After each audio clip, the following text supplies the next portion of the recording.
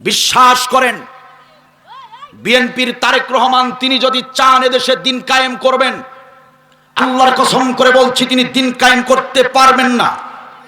তিনি চাইলেই দিন কায়েম করতে পারবেন না। আল্লাহর কসম করে বলছি, ডাক্তার শফিকুর রহমান তিনি চাইলে এদেশে দিন কায়েম করতে পারবেন না।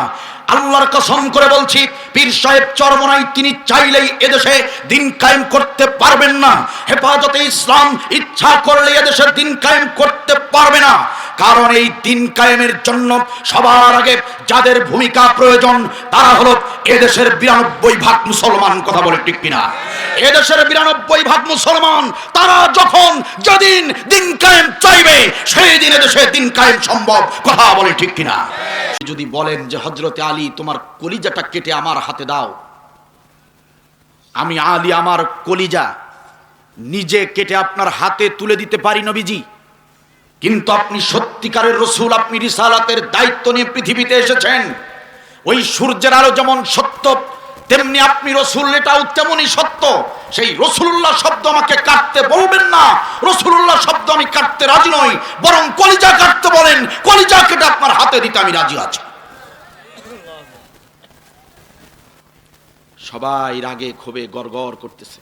নবী সাল্লাল্লাহু আলাইহি ওয়াসাল্লাম ইশারা দিয়ে বলতেছেন, ঠান্ডা হও, শান্ত হও। ওমরের হাতে একবার চাপ দিয়ে ইশারা দেয়, ওমর রাগ করো না, শান্ত হও, মাথা ঠান্ডা রাখো। নবী বুঝলেন যে সাহাবীরা জীবন দিতে রাজি, কিন্তু রসুলুল্লাহ নামটা কাটতে রাজি না। ঠিক কিনা বলেন? নবীজি বললেন, ঠিক আছে আলী, কাটতে হবে না, কাটতে হবে না তোমাকে, তুমি শুধু বলো এই রসুলুল্লাহ লেখাটা কোথায় আছে। কারণ আপনার আমার নবী লিখতেও জানতেন না, পড়তেও জানতেন না। হ্যাঁ, কি নবী, কোথায় যে লিখেছে নবী তো জানেন না। যারা লিখতে জানেন না, পড়তে জানেন না, তারা কি বলতে পারবেন কোথায় কি লেখা আছে? নবী বললেন, আলী তুমি শুধু দেখিয়ে দাও যে রসুলুল্লাহ শব্দটা কোথায় লিখেছো। হযরতে আলীর হাতে ছিল কলম। কি ছিল? চুক্তিপত্রটা কে লিখেছে? হযরতে আলী। যে কারণে হযরত আলীর হাতে কলমটা আছে এইভাবে। তো হযরতে আলীকে বলছে, আলী দেখিয়ে দাও রসুলুল্লাহ শব্দটা কোথায়। হযরতে আলী ওই কলম দিয়ে দেখিয়ে দিচ্ছিল যে এই যেটা হচ্ছে রসুলুল্লাহ। যখনই দেখাতে এসেছে, যখনই কলমটা দিয়ে দেখাতে চেয়েছে, নবী সাল্লাল্লাহু আলাইহি ওয়াসাল্লাম তিনি তার হাতে, আলীর হাতে ধাক্কা দিয়ে, কলমের ধাক্কা দিয়ে, কলমের খোসা দিয়ে রসুলুল্লাহ শব্দটা কেটে দিয়েছেন। সুবহানাল্লাহ বলবেন না? সাহাবীরা বড়ই বেজার, অসন্তুষ্ট। নবী ইশারা দিয়ে বলতেছেন, চুপ থাকো, তোমরা তো জানো না, আমি জানি। আল্লাহ আমাকে জানিয়েছেন আজকের সন্ধিটা মুসলমানদের জন্য চূড়ান্ত বিজয় বয়ে আনবে। সাহাবীরা জানে? সাহাবীরা তো জানে না, কারণ সাহাবীদের সাথে নেটওয়ার্কে সংযোগ হয় না। কার? কিন্তু ওহির মাধ্যমে যোগাযোগ হয় কার? নবীর। নবীকে আল্লাহ বলে দিয়েছেন ডিটেলস। যাই বলুক সুফিয়ান, আপনি শুধু হ্যাঁ বলে যাবেন। যাই লিখুক আপনি রাজি হয়ে যাবেন। কার নির্দেশ? এই ভেতরের ঘটনা সাহাবীরা জানে না। এজন্য সাহাবীরা রাগে ক্ষোভে ফুসফুস করতেছে। খারাপ লাগছে আপনাদের? বৈঠক শেষ, চুক্তিপত্র শেষ। নবীর সাহাবীরা চুক্তিপত্র হাতে নিয়ে ফেরত যাচ্ছেন। কোথায়? বলেন কোথায়? সম্মানিত ভাইয়েরা আমার, বৈঠক যখন শেষ হয়ে গেল, এবার সাহাবীদের মুখের জবান খুলে গেল। বৈঠকের ভিতরে নবীর নিষেধের কারণে কোনো কথা তারা বলে নাই। সমস্ত রাগ আর ক্ষোভগুলো সাহাবীরা চেপে রেখেছিল। কারণ বারবার নবীজি নিষেধ করেছেন, ওমর রে চুপ থাকো, ঠান্ডা হও, মাথা ঠান্ডা রাখো। হযরতে আলী, হযরতে ওসমান, হযরতে আবু বকর, রাগ করো না, চুপ থাকো। এজন্য আল্লাহর নবীর কোন সাহাবী বৈঠকে কোন ধরনের উচ্চবাচ্য শব্দ করে নাই। বৈঠক যখন শেষ হয়ে গেল, যখন নবী সাল্লাল্লাহু আলাইহি ওয়াসাল্লামকে সাথে নিয়ে মদিনার দিকে রওনা করেছেন, এবার এক একজন সাহাবী তাদের মনের অভিব্যক্তি প্রকাশ করতে শুরু করে দিলেন। হযরত ওমর বললেন, ইয়া রাসূলুল্লাহ, ইয়া হাবিবাল্লাহ, আপনি কি সত্যিকারের রসুল নন? নবীজি বললেন, অবশ্যই আমি সত্যিকারের রসুল। হযরত ওমর বলেন, আপনি যদি সত্যিকারের রসুল হন তাহলে আপনি চুক্তিতে কেন নিজেই নিজের রসুলুল্লাহ শব্দটা কেটে দিলেন? আপনি যদি, আমি ওমরকে যদি নির্দেশ দিতেন, আমি ওই বৈঠকের ভিতরে আবু সুফিয়ানের কল্লাটা দেহ থেকে বিচ্ছিন্ন করে দিতাম। আপনি যদি শুধু বলতেন, আমি আবু সুফিয়ানের কল্লাটা দেহ থেকে বিচ্ছিন্ন করে দিতাম, কিন্তু আপনি কেন রাসূলুল্লাহ শব্দ কাটলেন? কথা কি বুঝতেছেন আপনারা? কারণ ভিতরের খবর নবী জানেন, সাহাবীরা এখনো জানেন না।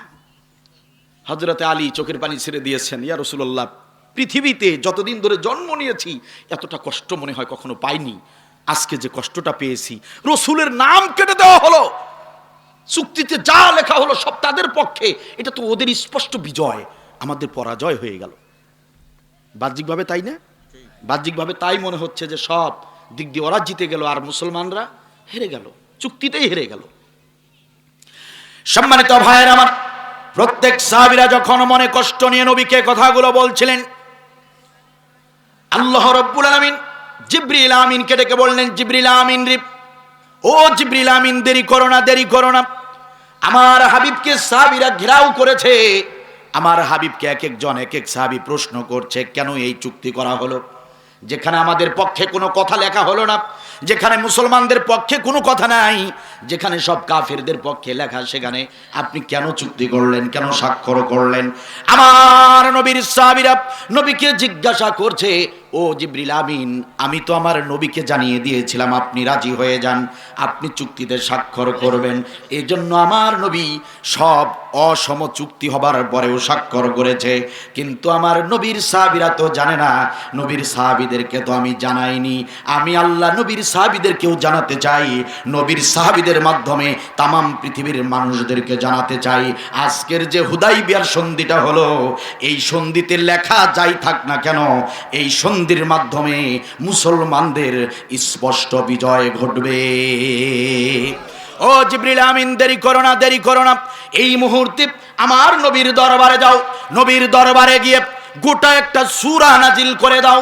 আমি আজকের এই দিনে ওই সাহাবীদের মনের কষ্ট দূর করে দিতে চাই, ভাঙ্গা মনকে চাঙ্গা করে দিতে চাই। সূরা আল ফাত, সূরা আল ফাত 48 নম্বর সূরা, সূরা আল ফাত, গোটা সূরাটি নিয়ে যাও, নিয়ে যাও, বিজয় নামের এই সূরাটি নিয়ে যাও, আমার নবীর দরবারে গিয়ে নাজিল করে দাও।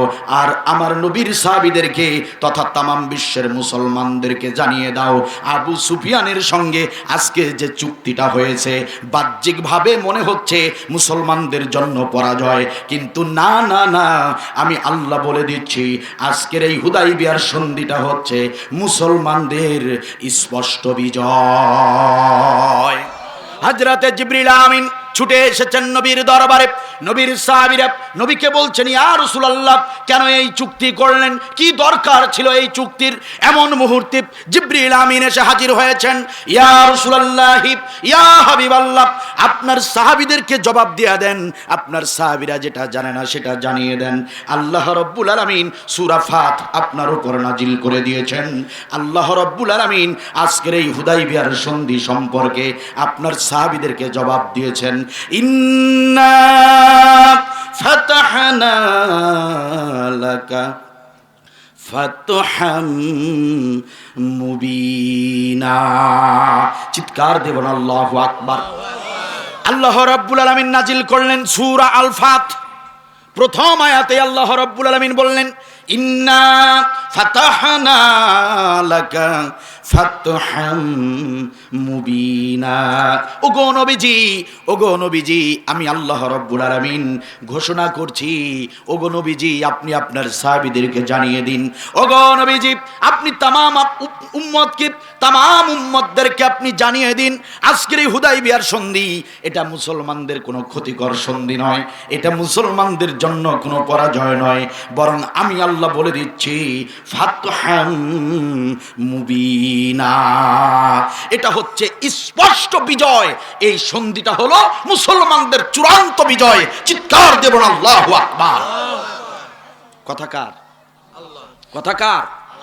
আজকের সন্ধিটা হচ্ছে চূড়ান্ত বিজয়। কাদের? মুসলমানদের স্পষ্ট বিজয়। আল্লাহ বলে দিলেন, সাহাবীরা শুনলেন, চোখের পানি মুছে ফেললেন, ভাঙ্গা মন এক নিমিষেই চাঙ্গা হয়ে গেল। কারণ বক্তব্য কার? বিজয়ের সুসংবাদ দিলেন কে? সাহাবীদের মনটা খুশিতে ভরে গেল, কারণ এই সূরাটি নাজিল করে দিয়ে আল্লাহ বিজয়ের ঘোষণা দিয়েছেন। চিৎকার দিয়ে বলেন সুবহানাল্লাহ। প্রিয় ভাইয়ের আমার, একান্ত আপনজনেরা আমার, তো বিজয়ের সুসংবাদ কি আপনারা চান? চান? বিজয়ের সুসংবাদ কি আপনারা চান? বিজয়ের সুসংবাদ চাইলে বিজয়ের সুসংবাদ পাবার মতো কাজ আগে করতে হবে, ঠিক কিনা বলেন? আগে চেষ্টা তারপর সাহায্য। আগে কি? পিছনের ভাইরা বলেন আগে কি?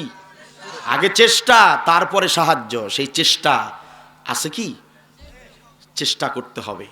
প্রত্যেক ব্যক্তিকে বিজয়ের লক্ষ্যে কাজ করতে হবে। আমরা তো ইসলামের বিজয় চাই, আমরা সত্যের বিজয় চাই, আমরা একটা ইনসাফ ভিত্তিক রাষ্ট্র তৈরি করতে চাই। কথা বলেন ঠিক কিনা? তো শুধু মুখে বললে তো হবে না, শুধু কোরআনের ময়দানে ঠিক বেঠিক বললে তো হবে না। এর জন্য সুনির্দিষ্ট যে কাজ রয়েছে সে কাজগুলো করতে হবে। নির্দেশ কার? ওয়ালা তাহিনু ওয়ালা তাহাজানু ওয়া আনতুমুল আলাউনা ইন কুনতুম মুমিনিন। মুমিনের কাজ যদি তুমি করতে পারো তাহলে আল্লাহ আল্লাহর কাজটা করে দিবেন। আপনারা আপনাদের কাজ করবেন, আর আল্লাহর কাজ হলো বিজয় দেওয়া, তিনি সেই কাজটা করে দিবেন। সুবহানাল্লাহ বলবেন না? সুযোগ কিন্তু আসে না বারবার, ও মুসলমান, গর্ব এবার কোরআনের সরকার। ঠিক কিনা বলেন? সুযোগ কিন্তু আসে না বারবার, ও মুসলমান, গর্ব এবার কোরআনের সরকার। সুযোগ কিন্তু আসে না বারবার, ও মুসলমান, গর্ব এবার কোরআনের সরকার। কোথায় রইলেন হাজি গাজী, দিন কায়েমে হয়ে যান রাজি। কোথায় রইলেন হাজি গাজী, কোথায় রইলেন হাজি গাজী, দিন কায়েমে হয়ে যান রাজি। একই ভুল করবেন না বারবার, ও মুসলমান, গর্ব এবার কোরআনের সরকার। সুযোগ কিন্তু আসে না বারবার, ও মুসলমান, গর্ব এবার কোরআনের সরকার। ঠিক কিনা বলেন? কোথায় রইলেন শ্রমিক মজুর, করব মোরা বৈষম্য দূর। কোথায় রইলেন শ্রমিক মজুর, কোথায় রইলেন শ্রমিক মজুর, করব মোরা বৈষম্য দূর। সবাই পাবে, আরে সবাই পাবে ন্যায্য অধিকার, ও মুসলমান, গর্ব এবার কোরআনের সরকার। গর্ব এবার কোরআনের সরকার, ও মুসলমান, গর্ব এবার কোরআনের সরকার। ঠিক কিনা বলেন? গড়তে চান? বিশ্বাস করেন বিএনপির তারেক রহমান তিনি যদি চান এদেশে দিন কায়েম করবেন, আল্লাহর কসম করে বলছি তিনি দিন কায়েম করতে পারবেন না। তিনি চাইলেই দিন কায়েম করতে পারবেন না। আল্লাহর কসম করে বলছি, ডাক্তার শফিকুর রহমান তিনি চাইলে এদেশে দিন কায়েম করতে পারবেন না। আল্লাহর কসম করে বলছি, পীর সাহেব চরমনাই তিনি চাইলেই এদেশে দিন কায়েম করতে পারবেন না। হেফাজতে ইসলাম ইচ্ছা করলে এদেশে দিন কায়েম করতে পারবে না। কারণ এই দিন কায়েমের জন্য সবার আগে যাদের ভূমিকা প্রয়োজন তারা হলো এদেশের 92% মুসলমান। কথা বলে ঠিক কিনা? এদেশের 92% মুসলমান তারা যখন যেদিন দিন কায়েম চাইবে সেই দিন এদেশে দিন কায়েম সম্ভব। কথা বলেন ঠিক কিনা? সুতরাং প্রিয় ভাইরা আমার, ডাক্তার শফিকুর রহমানের দিকে তাকিয়ে লাভ হবে না, তারেক রহমানের দিকে তাকিয়ে লাভ হবে না, কোন নেতার দিকে তাকিয়ে লাভ হবে না। আগে নিজেদেরকে দিন কায়েমের জন্য কাজ করতে হবে, আগে নিজেদেরকে দিন কায়েমের চেষ্টাটুকু করতে হবে, আগে নিজেদের চরিত্রের সংশোধন করতে হবে, আগে নিজেদের আমল আখলাক নতুন করে তৈরি করতে হবে। যদি এদেশের মুসলমানেরা এই নিয়ত করে দিন কায়েমের শপথ নিয়ে আবারও যদি এক হতে পারে, আবারও যদি বিশ্বের জমিনে এই রাজপথে দাঁড়িয়ে কালেমার স্লোগান দিতে পারে, বিশ্বাস করেন ডাক্তার শফিকুর রহমান সহ এদেশের যত ইসলামী নেতৃবৃন্দ আছে, এই জনতা নিয়ে যদি রাজপথে দাঁড়িয়ে যায় 24 ঘন্টা সময় লাগবে না, বাংলার আকাশে কালিমার পতাকা পথ পথ করে উড়বে। কথা বলেন ঠিক কিনা?